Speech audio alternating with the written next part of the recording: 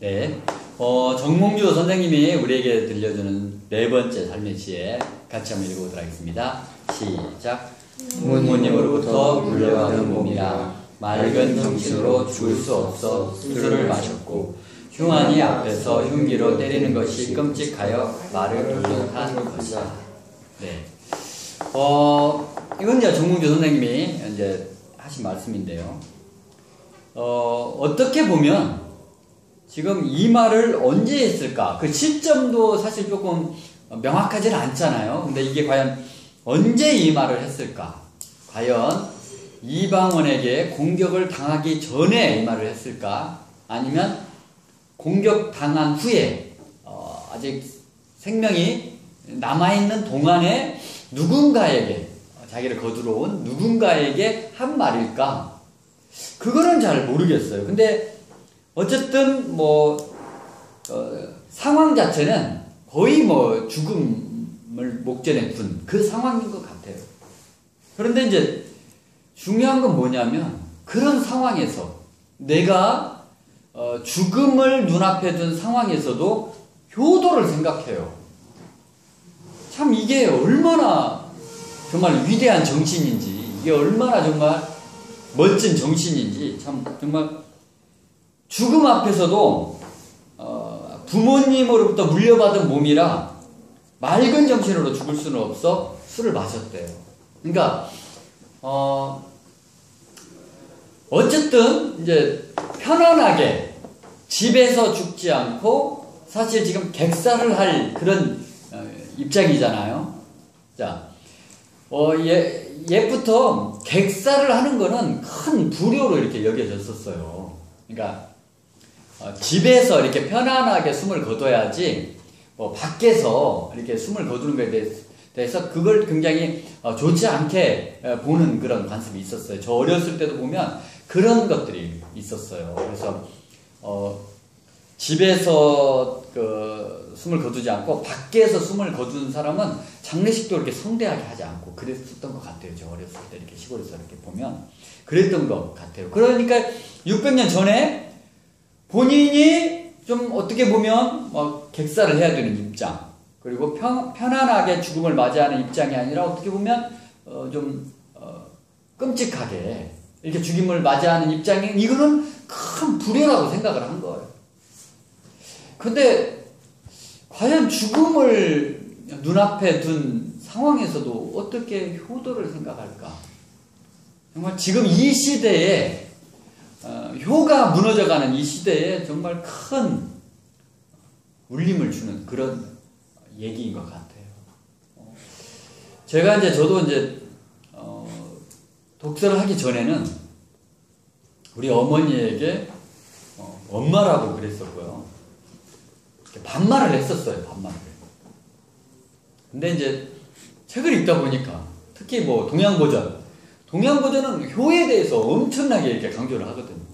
사실 효도를 하지 않으면 사람이 아니라고 그래요. 효도를 하지 않는 사람은 거의 짐승 취급을 이렇게 동양버전에서는 하기 때문에 그거를 계속 좀 읽다 보니까 제가 이거 안 되겠다 싶어가지고 어머니한테 이제 엄마라는 호칭을 대신 어머니라고 이렇게 하게 됐고 존댓말을 쓰게 됐어요. 근데 그렇게 했더니 확실히 좀 다른 것 같아요. 그러니까 어머니를 이렇게 대하는 태도가 전에는 좀 친구 같잖아요. 좀 친구 같고. 그래서 말을 너무 편하게 하다 보니까 좀 심하게 안 좋은 표현도 어떤 때는 가감없이 나올 때도 있었던 것 같아요. 그런데 어머니 이렇게 호칭을 바꾸고 경어를 쓰기 시작했더니 그게 경어를 쓰면서 존댓말을 쓰면서 좀 이렇게 안 좋은 말을 하기는 좀 쉽지가 않잖아요. 확실히 이게 태도가 달라진 것 같아요. 그래서 이제 저희 집도 저도 이제 책 읽기 전에는 친구 같은 아빠, 친구 같은 엄마가 되면 참 좋을 거라고 생각을 했어요. 근데 부모와 자식은 친구가 될 수 없어요. 그냥 부모는 부모고 자식은 자식이에요.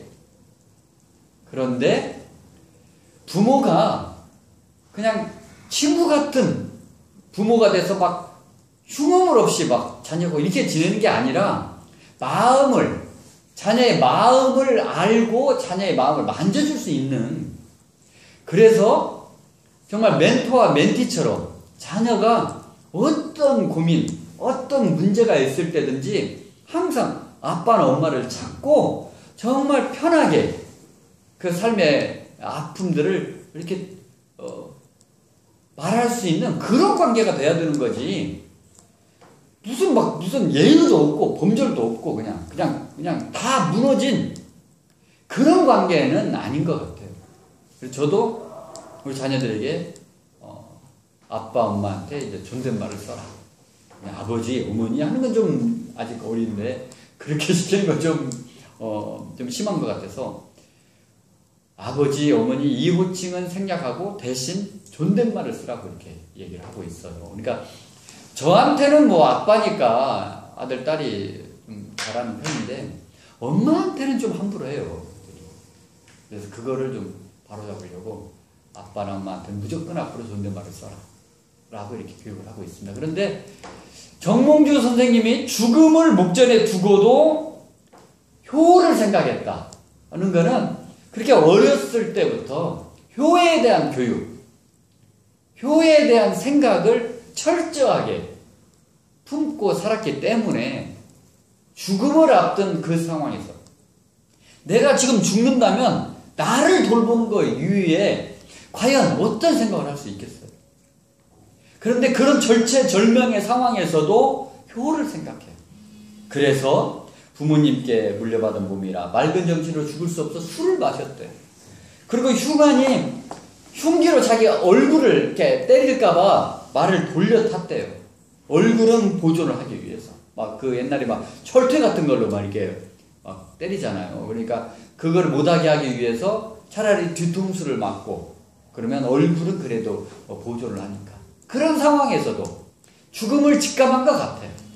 죽음을 직감하는 그 상황에서도 그런 선택을 할 수 있었던 것은 그거는 평소에 정말 효로 무장된 마음이었기 때문에. 그래서 우리도 그럴 필요가 있는 것 같아요. 내가 먼저 부모님께 효도를 다 하고 그리고 내 자녀들이 나에게 효도할 수 있도록 그렇게 본을 보이고 교육을 해야 될 것 같습니다.